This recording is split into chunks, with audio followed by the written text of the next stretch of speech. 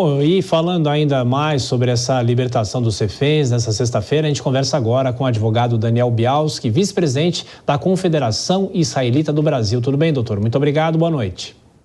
Boa noite, Tiago. Boa noite, Dora. Boa noite, Nelson. Boa noite a todos os ouvintes. Estou aqui à disposição e estou na torcida, né? Para que, de fato, esses terroristas cumpram com o acordado. Porque quando você conversa com um terrorista, você nunca tem certeza que eles vão cumprir.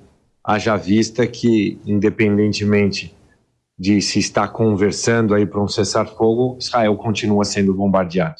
Pois é, o que chama a atenção, doutor, é essa desproporcionalidade. Primeiro que são 13 os reféns que serão libertados, pelo menos essa é a expectativa até para essa sexta-feira, mas são 39 o número de prisioneiros que Israel deve libertar. Mesmo com essa desproporcionalidade, existe um peso, pelo menos simbólico e importante da libertação desses reféns, é claro, não é?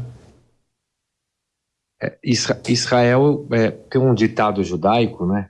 Israel é o nosso Estado judaico, tem um Estado judaico que quem salva uma vida, salva o mundo.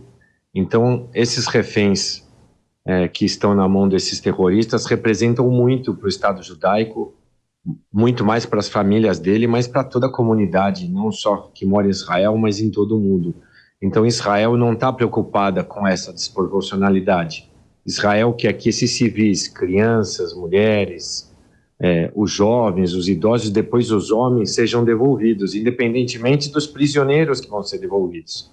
E são civis sendo trocados por prisioneiros, por pessoas que cometeram crimes nessa guerra ou que cometeram crimes dentro do Estado de Israel, independentemente do crime, se é terrorismo, se é um assassinato, é outro tipo de crime. O Hamas passou uma lista de prisioneiros que eles queriam em troca e isso foi feito. No passado, havia um soldado israelense que ficou sequestrado muitos anos na mão dos terroristas. Israel trocou esse soldado por quase 1.200 prisioneiros. Então, para você ver o valor que Israel dá à vida, o valor que Israel dá à vida não só dos seus, mas dos outros. Israel nunca quis essa guerra, Israel nunca quis entrar nessa guerra, Israel estava em paz. Israel vivia em paz com Gaza desde 2006, quando entregou a Gaza para o Estado palestino, para a autoridade palestina, para que ele pudesse administrar aquele território como se fosse um país. E isso, infelizmente, foi rompido com aquele brutal ataque de 7 de outubro, que vai demorar muito para ser esquecido na memória, não somente dos israelenses, mas de toda a comunidade judaica e de todas as pessoas de bem do mundo. Doutor Daniel, e se confirmando esse acordo, nessa sexta-feira, a guerra pode entrar em qual outro nível em relação à expectativa e uma esperança de um cessar-fogo definitivo? Olha, os israelenses, a maioria do povo israelense quer voltar a viver em paz, mas como eu disse no começo, como é que você faz um acordo com alguém que quer destruir? Como é que você faz um acordo com um grupo terrorista que fez o que fez, que continuou bombardeando Israel todos esses dias? Hoje eu acho que são 48, 49 dias que Israel está em guerra e sendo bombardeado. Então, o que Israel mais quer? Ter de volta a sua população civil, poder de novo viver em paz com seus vizinhos e poder dar a tranquilidade à sua população que ataques como esse não vão mais acontecer, sejam nas suas fronteiras, sejam dentro de Israel. Mas Israel não pode correr o risco de novo de ser vítima de um ataque surpresa como está acontecendo. Esses grupos terroristas falam entre eles, então a gente tem Hamas em Gaza, a gente tem Hezbollah ao norte, e enquanto se tenta a paz com o Hamas, intermediado por países que são estados que aí sim você pode confiar, você não tem o mesmo tipo de paz no norte, porque o Hezbollah continua atacando Israel como se fosse uma ação concatenada desses terroristas para querer de alguma forma desestabilizar Israel. Israel está atento a isso, Israel não vai permitir qualquer tipo de ataque, Israel está certo em se defender e contra-atacar para aniquilar esses locais dessas armas, esses arsenais, esses lanças-mísseis, porque se Israel, e eu canso de dizer isso, se Israel não tivesse o sistema de defesa que tem, Israel já teria sido varrido no mapa. São quase 9.000 foguetes que foram jogados e lançados contra Israel. Poucos conseguiram chegar ao seu destino, acabaram vitimando poucas pessoas, felizmente, porque Israel consegue defender a sua população. Sim. Doutor, o Nelson Kobayashi faz mais uma pergunta nessa nossa conversa. Kobayashi. Doutor Bialski, é um prazer falar com o senhor, muito boa noite. Eu gostaria de trazer a nossa conversa para uma ação da CONIB que teve uma decisão liminar ontem contra um jornalista que estava fazendo posts antissemitas. Ele estava se referindo aos judeus, inclusive, como ratos, assim como Sim. acontecia no período nazista. E aí eu sei que a CONIB faz um trabalho importante de acompanhamento a esses eventos antissemitas e eu gostaria de saber um parecer do senhor, a sua avaliação, como isso tem acontecido ultimamente. Isso aumentou muito, como que está acontecendo esse acompanhamento a esses eventos e como vocês têm reagido?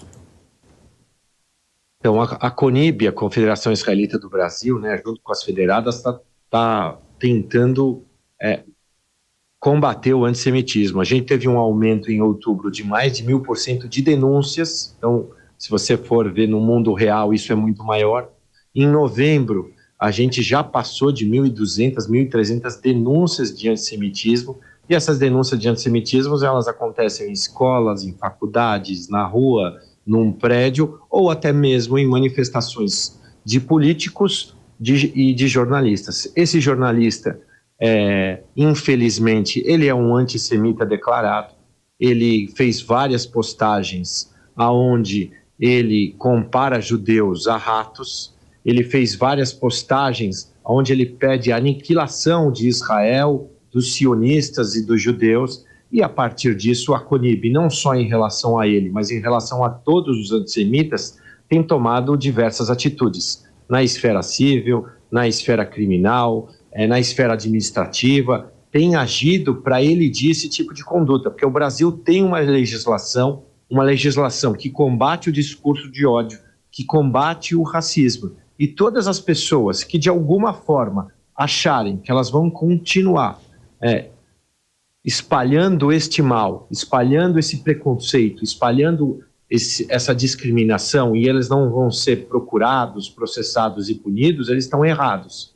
Porque a CONIB não vai sossegar. Felizmente, há um grupo enorme de advogados voluntários fazendo esse tipo de trabalho, e a decisão de ontem é a primeira que reconhece não somente o conteúdo racista, mas também todas as ofensas que foram praticadas contra a comunidade judaica. E aqui Sim. é preciso que se diga que esta decisão, em momento algum, ela cerceia a liberdade de expressão.